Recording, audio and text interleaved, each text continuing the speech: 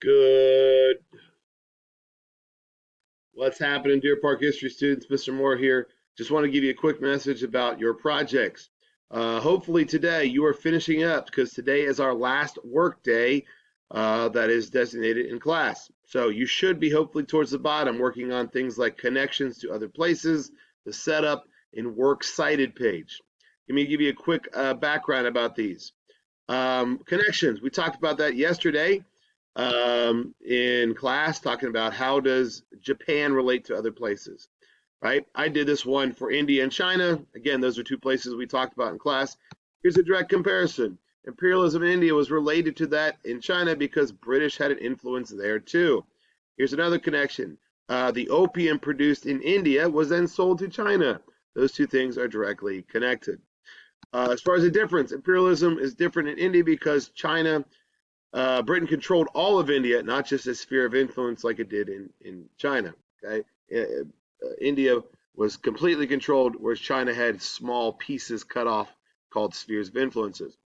Again, it doesn't have to be the same place. You can relate it to other places. So, for instance, it's also different than Australia because Australia was a settlement colony where lots of British people actually lived, whereas in India it was originally controlled by the British East India Company. Again, those are comparisons. That's kind of what I'm looking for. Setup, again, make it look nice. All right, that's why I kind of said do it on the Google Slides. It's easy to kind of divide up each part of it. Right? Again, spell things correctly. Do a little spell check. Make sure that it makes sense to you. Don't just randomly copy things off the internet because it probably doesn't make sense. Make it make sense to you.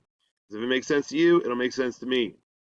As far as pictures are confirmed, you're supposed to have originally a map and a flag on the first slide, and then some sort of current flag or current picture, and then throw a couple other pictures on there, two other label pictures. I talked about Indonesia. Let's say I was doing Indonesia as a country. Indonesia was originally called the Dutch East Indies, and at one point in time, they were controlled by the Dutch East India Company. So I typed in Dutch East India Company, and I see pictures.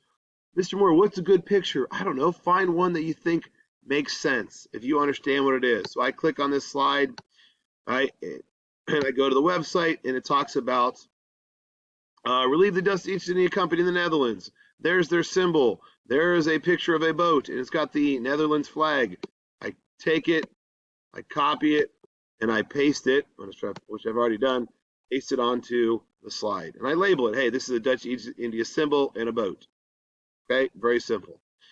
All right, last but not least, if you look at what you're supposed to do, is a works cited page. Again, you did not know these things off the top of your head. You got them from other sources. So go on the internet and find the sources that you used. Okay, I just found this picture off of this website. I could use this website, right?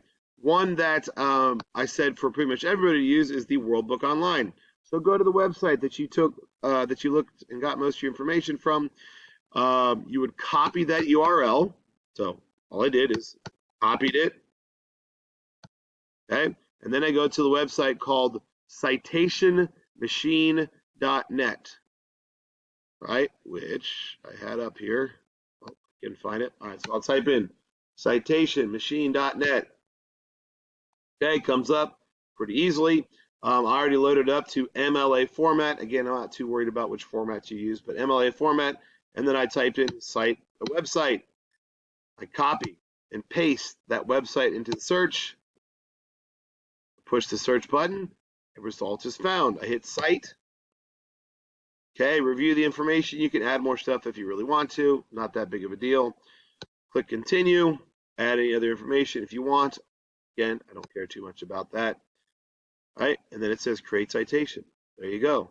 Ignore, don't really care. I'm going to copy this citation.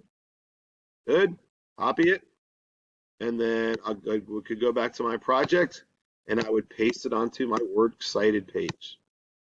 Just like that. Probably make it bigger so it was easy to see. But there you go. That is a works cited page, one website. You need at least 3 sources. Okay? Citation page. Sorry about that. All right, if you have any other questions, let me know. Other than that, have a great day. Good luck in your project, and we will see you all on Friday for presentations.